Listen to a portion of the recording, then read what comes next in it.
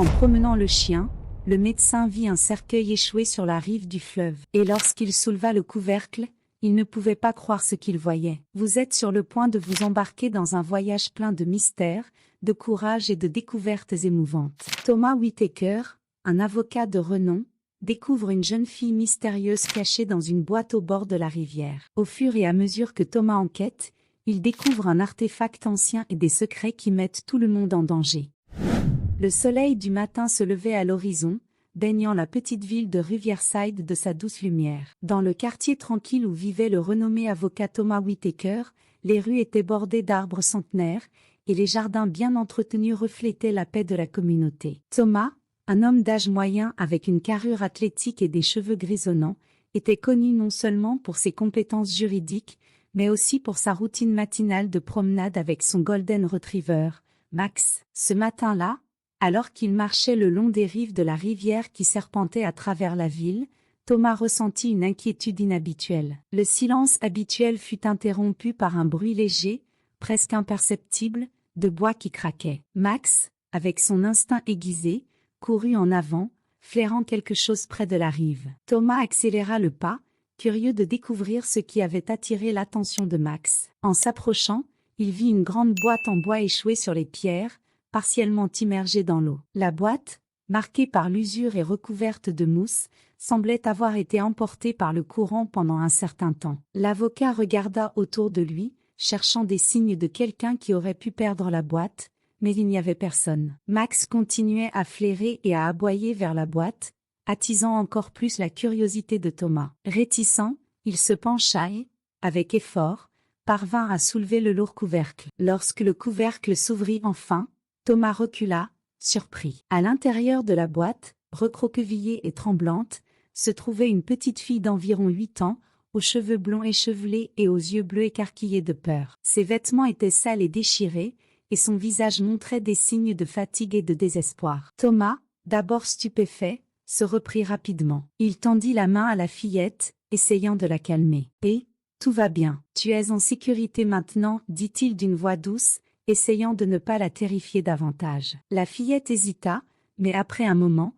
elle saisit la main de Thomas et fut aidée à sortir de la boîte. Elle regarda autour d'elle, comme si elle s'attendait à voir quelqu'un la pourchasser. « Comment t'appelles-tu » demanda Thomas, en retirant sa veste et la posant sur les épaules de la fillette. « Émilie » répondit-elle, d'une voix presque inaudible. Thomas hocha la tête, essayant de transmettre sa confiance. « Émilie, es-tu blessée? As-tu besoin d'un médecin » Émilie secoua la tête, mais ses yeux continuaient de refléter la peur. « Allons chez moi. Là-bas, tu pourras prendre un bain et manger quelque chose. Et nous pourrons discuter de ce qui s'est passé, d'accord » Émilie acquiesça de nouveau, et Thomas, lui tenant la main, commença à marcher vers la maison, avec Max à ses côtés. En chemin, l'esprit de Thomas bouillonnait de questions. Qui était Émilie? Qu'est-ce qui l'avait poussée à se cacher dans cette boîte? En traversant les rues tranquilles, Thomas ressentit un mélange d'inquiétude et de détermination. Il savait qu'il devait aider cette fillette à tout prix, mais le sentiment qu'il y avait quelque chose de très mal dans cette situation ne le quittait pas. Lorsqu'ils arrivèrent à la maison,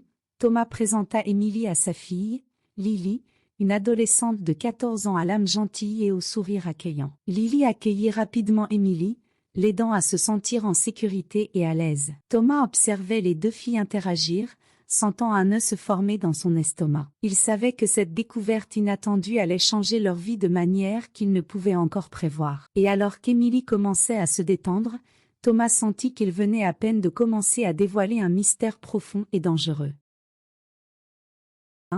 Après une nuit agitée, Thomas se réveilla déterminé à en savoir plus sur la mystérieuse Émilie. La fillette avait dormi dans l'une des chambres d'amis, et Lily l'avait surveillée pendant la nuit. Lorsque Thomas descendit dans la cuisine, il trouva les deux filles prenant leur petit déjeuner dans un silence confortable. « Bonjour, Émilie, » dit Thomas, essayant de paraître aussi détendu que possible. « As-tu bien dormi » Émilie acquiesça timidement, toujours visiblement méfiante. Thomas prit une tasse de café et s'assit à la table avec elle. « Émilie, je dois savoir ce qui s'est passé. Pourquoi étais-tu dans cette boîte? Qui sont les méchants dont tu fuis » Émilie mordit sa lèvre inférieure et regarda Lily, qui l'encouragea d'un sourire. « Tu peux faire confiance à mon père, Émilie, » dit Lily doucement. « Il va t'aider. » La fillette prit une profonde inspiration et commença à parler, sa voix tremblante reflétant le traumatisme récent. Ma grand-mère, commença Émilie, avec des larmes commençant à perler dans ses yeux. Ils ont fait du mal à ma grand-mère. Elle a essayé de me protéger, mais ils lui ont fait beaucoup de mal. Thomas sentit son cœur se serrer en entendant cela. Il savait qu'il devait rester calme pour ne pas effrayer davantage la fillette. Où cela s'est-il passé, Émilie? Qui sont ces hommes? Chez nous, dans la forêt. Ils cherchaient quelque chose. Mamie m'a dit de me cacher dans la boîte et d'attendre. Puis j'ai entendu des bruits et je me suis enfuie. Je ne savais pas où aller.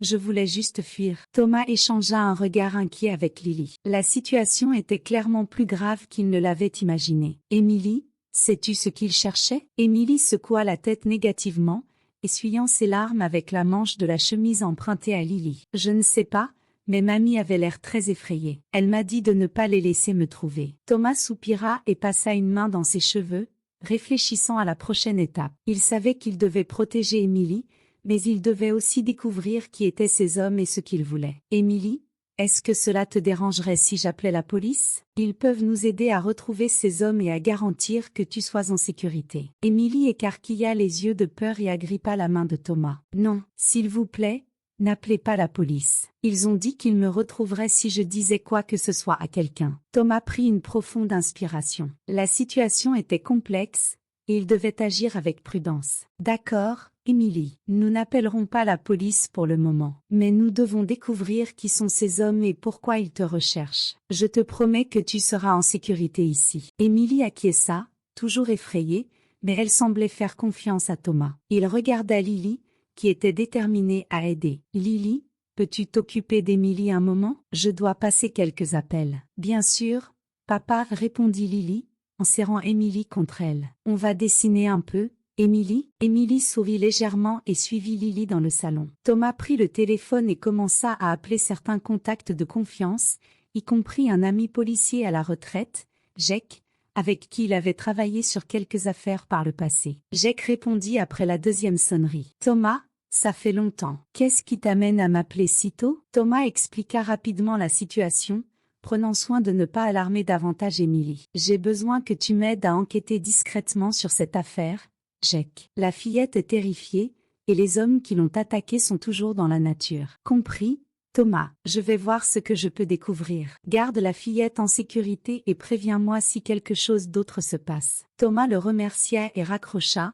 sentant un poids énorme sur ses épaules. Il devait protéger Émilie et découvrir la vérité, mais il savait qu'il faisait face à quelque chose de bien plus grand qu'il ne pouvait l'imaginer. Pendant ce temps, Émilie et Lily étaient assises dans le salon, dessinant dans un cahier. Lily essayait de distraire Émilie avec des histoires amusantes, mais la fillette semblait toujours effrayée. Émilie, mon père est très doué dans ce qu'il fait. Il va t'aider à rester en sécurité, dit Lily en essayant de rassurer son amie. Émilie sourit légèrement, appréciant l'effort de Lily. Elle se sentait reconnaissante d'avoir trouvé des gens si bons en un moment aussi difficile. Thomas observait les deux filles de loin, ressentant une vague de détermination. Il ne laisserait rien arriver à Émilie, mais il savait que le chemin à venir serait plein de défis et de dangers. Il était prêt à affronter tout ce qui se présentait pour protéger cette fillette et découvrir la vérité sur les hommes qui la poursuivaient. Et ainsi, le cœur lourd mais résolu, Thomas se prépara à la bataille à venir. Les jours qui suivirent furent marqués par une vigilance constante et une enquête rigoureuse. Thomas avait contacté Jake, son ami policier à la retraite, qui travaillait désormais discrètement pour en savoir plus sur le passé d'Émilie et sur les hommes qui la poursuivaient. Pendant ce temps, Thomas s'efforçait de fournir à Émilie un environnement sûr et accueillant chez lui, espérant qu'elle pourrait progressivement se sentir plus à l'aise. Un matin, alors qu'Émilie et Lily jouaient dans le jardin avec Max, Thomas reçut un appel de Jake. Thomas, j'ai obtenu quelques informations. La maison où Émilie vivait avec sa grand-mère est située dans une zone très isolée de la forêt. D'après les descriptions que j'ai obtenues, il semble que la grand-mère d'Émilie était impliquée dans quelque chose de plus grand. Les hommes qui ont envahi la maison sont liés à une organisation criminelle qui recherche un artefact précieux. Thomas sentit un frisson parcourir son échine. Un artefact? Quel genre d'artefact? Je n'ai pas pu obtenir de détails précis, mais apparemment, c'est quelque chose de grande valeur historique ou culturelle. Je continue d'enquêter. Faites attention,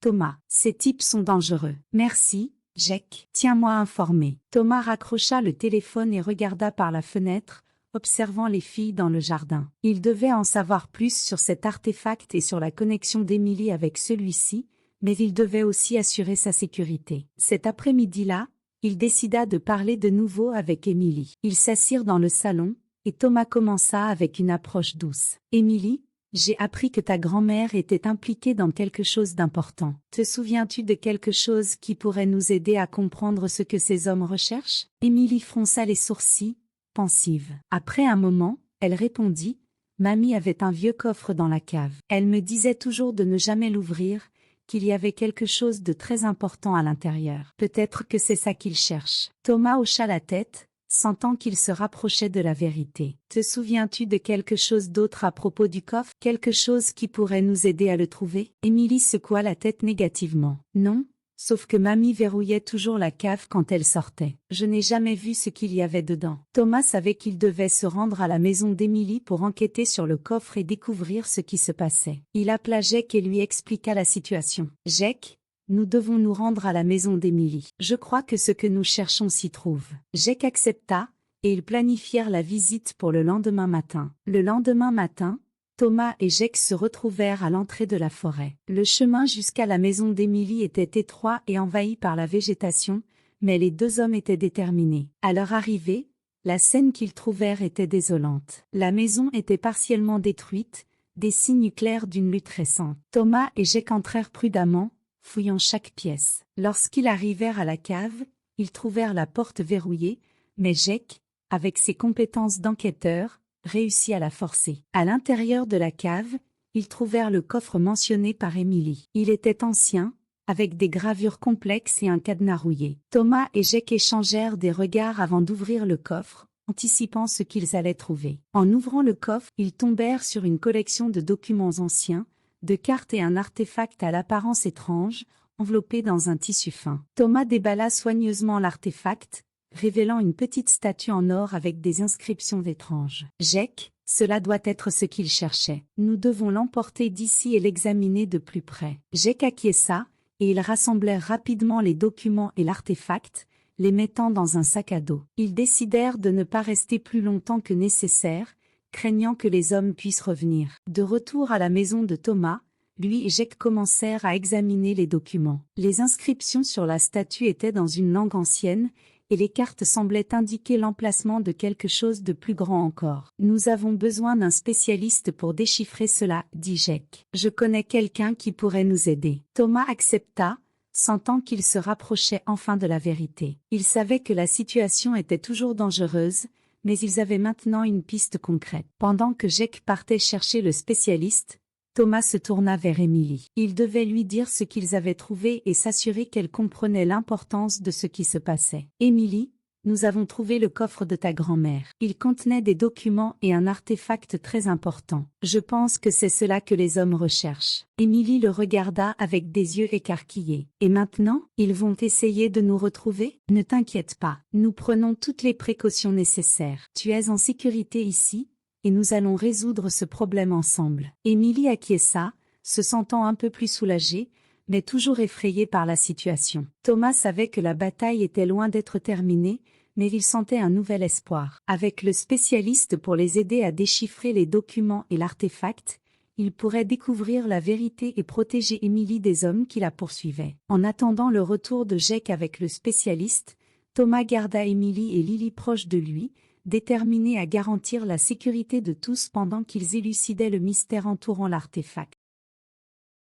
Les jours passèrent avec une tension croissante dans la maison de Thomas. Jake avait réussi à amener un spécialiste des langues anciennes, le docteur Richard Henderson, pour les aider à déchiffrer les documents et l'artefact trouvé dans le coffre. Le docteur Henderson, un homme d'apparence bienveillante, avec des cheveux blancs et des lunettes rondes, se consacra au travail avec grand enthousiasme. Pendant que le docteur Henderson travaillait, Thomas s'efforçait de maintenir une routine normale à la maison, essayant de garantir qu'Emily se sente en sécurité et à l'aise. La fillette passait la majeure partie de son temps avec Lily, qui était devenue son amie inséparable. Un soir, alors que tout le monde était réuni dans le salon, le docteur Henderson apporta enfin des nouvelles. « Thomas, Je crois que j'ai réussi à déchiffrer les inscriptions et les documents, dit-il avec une expression de satisfaction. L'artefact est une ancienne statue cérémoniale d'une civilisation perdue, connue pour ses rituels de protection et de guérison. Mais il y a plus. Les documents indiquent que cet artefact est la clé pour trouver un trésor caché,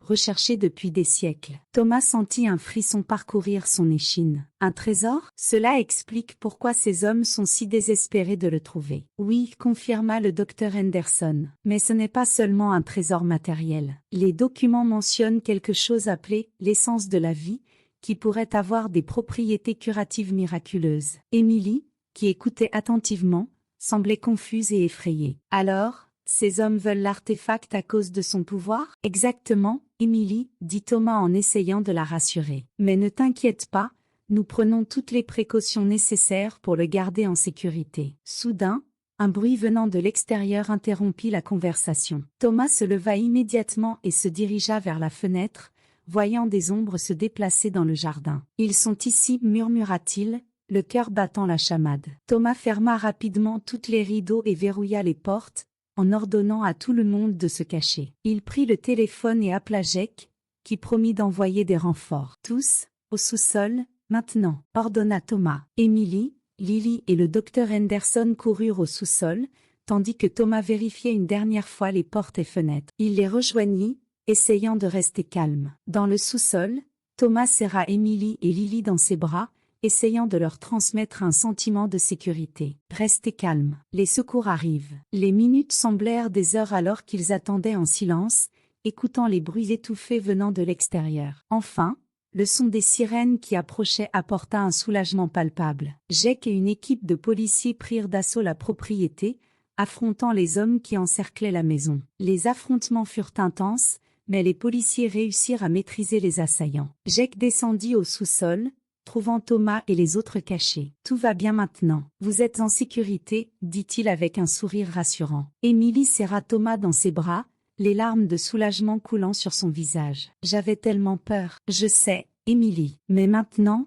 tout va bien. Tu es en sécurité. » Dans les jours qui suivirent, Thomas travailla avec Jake et le docteur Henderson pour s'assurer que l'artefact soit remis aux autorités compétentes et protégées. Les enquêtes continuèrent, et les hommes qui poursuivaient Emily furent arrêtés et interrogés. Emily commença à se sentir plus en sécurité, sachant que les méchants étaient derrière les barreaux. Thomas, Lily et le docteur Henderson firent tout ce qu'ils pouvaient pour l'aider à surmonter le traumatisme. Un jour, alors qu'ils étaient assis dans le jardin, Emily demanda à Thomas. « Que va-t-il se passer maintenant, monsieur Whittaker ?» Thomas lui sourit, avec une lueur d'espoir dans les yeux. « Maintenant, nous allons nous assurer que tu as une vie sûre et heureuse. Et nous allons découvrir comment utiliser cet artefact pour le bien. » Emily sourit, sentant un poids se retirer de ses épaules. Elle savait qu'avec Thomas, Lily et Jake à ses côtés, elle pourrait faire face à n'importe quel défi. La semaine suivante, Thomas reçut une visite inattendue. Un homme d'âge moyen, vêtu de manière élégante et arborant un air d'autorité, se présenta à sa porte. Il se présenta sous le nom de William Carter, un homme d'affaires renommé. « Monsieur Whittaker, j'ai entendu parler de votre bravoure et du soin avec lequel vous avez protégé Emily. Je crois qu'elle est ma fille. » Thomas fut choqué, mais en même temps soulagé d'obtenir enfin des réponses. « S'il vous plaît, entrez. Discutons-en. » William expliqua qu'Emily avait été kidnappée lorsqu'elle était bébé, et que lui et sa femme avaient passé des années à la chercher. Les descriptions et les informations fournies par Thomas confirmèrent qu'Emily était bien la fille disparue de William. Lorsqu'Emily fut appelée au salon, elle regarda William avec méfiance. Thomas s'approcha et expliqua la situation avec précaution. « Emily, voici William Carter. Il croit que tu es sa fille. » Emily resta silencieuse un moment, avant de s'approcher de William. Il la serra dans ses bras, les larmes aux yeux, et elle ressentit enfin un profond soulagement en retrouvant sa véritable famille. « Je n'oublierai jamais ce que vous avez fait pour moi,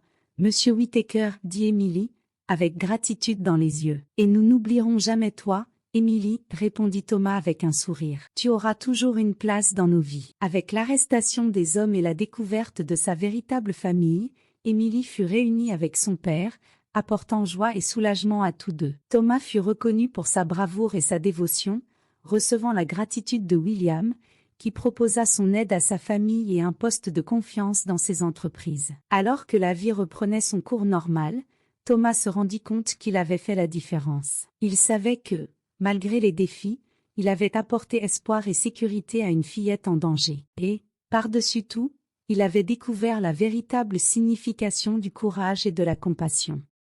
Avec la vérité révélée et Emily réunie avec son père biologique, William Carter, la vie dans la maison de Thomas Whittaker commença à revenir à la normale. La tension qui pesait dans l'air s'était dissipée, et tout s'était concentré sur la reconstruction de leur vie après les événements traumatiques. Thomas fut invité par William à visiter son manoir pour discuter de l'avenir d'Emily. La maison des Carter était grandiose, avec des jardins luxuriants et une architecture imposante. À son arrivée, Thomas fut chaleureusement accueilli par William et son épouse, Margaret, qui se remettait encore de l'émotion d'avoir retrouvé sa fille disparue. « Thomas, nous n'avons pas de mots pour exprimer notre gratitude, » dit William, les yeux remplis de larmes. « Vous avez sauvé notre fille et ramené l'espoir dans nos vies. » Margaret, aux côtés de William, acquiesça. « Nous vous serons éternellement reconnaissants. Nous voulons que vous sachiez que vous serez toujours le bienvenu dans notre famille. » Thomas remercia humblement, ressentant une profonde connexion avec la famille Carter. Au cours de la rencontre,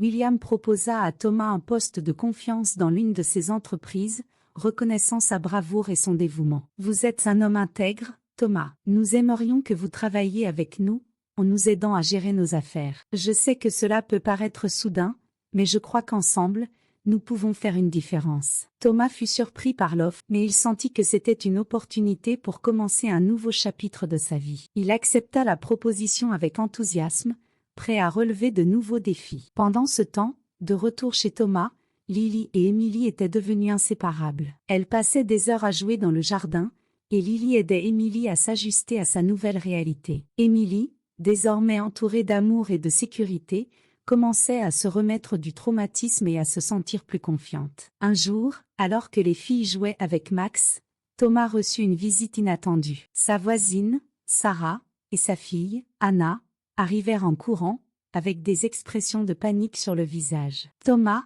s'il vous plaît, nous avons besoin d'aide » s'exclama Sarah, en tenant la main de sa fille. « Notre maison a été incendiée, et je ne sais plus où aller. » Thomas les accueillit immédiatement, leur offrant refuge et sécurité. Il savait que l'incendie n'était pas une coïncidence, et que les hommes dangereux étaient toujours à la recherche de l'artefact. « Restez calme. Vous êtes en sécurité ici. Nous allons découvrir ce qui s'est passé et nous assurer que ces hommes soient traduits en justice, » dit Thomas, en essayant de les apaiser. Pendant que Sarah et Anna s'installaient, Thomas et Jake commencèrent à enquêter sur l'incendie. Ils découvrirent que les hommes qui cherchaient Emily avaient envoyé des sbires pour intimider quiconque pourrait être impliqué. Déterminé à protéger tous ceux qui étaient sous sa garde, Thomas décida d'agir. Lui et Jake organisèrent une opération pour capturer les coupables et s'assurer que personne d'autre ne soit blessé. Ce soir-là, Thomas rassembla tout le monde dans le salon et expliqua le plan. « Nous allons faire en sorte que ces hommes paient pour leurs crimes. Mais nous devons être prudents et travailler ensemble. »